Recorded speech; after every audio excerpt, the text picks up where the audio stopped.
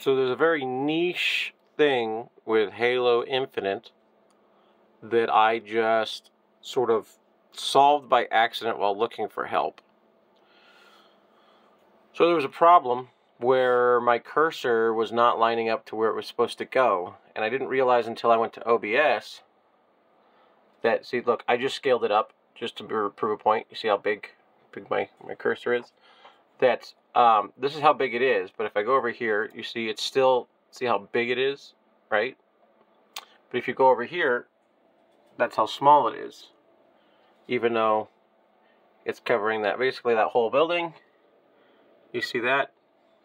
And so it was causing a misalignment to where, I only had it that big. It wasn't quite that huge. It was like maybe twice as big as that, not 6 times bigger. But anyway, it was having an issue where it was counting this spot where my finger is at as the tip of the mouse, so it was making it frustrating to interact with anything. And then by going into OBS, I discovered that it was just incorrect. But rescaling it back up, I brought it all the way back down to the original size, right?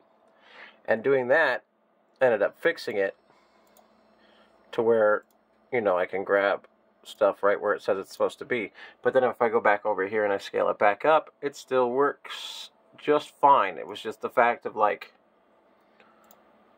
before it was misaligned, and that's because I'd already had it set up that way. But now if I go like that, it clicks right where I expect it to click. See?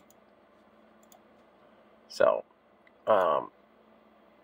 but because it was already scaled up when the update happened, I guess there was some sort of communication issue, and so it kept the cursor default size while keeping the image scaled up. So I don't know, but there is the solution to that very niche and odd problem.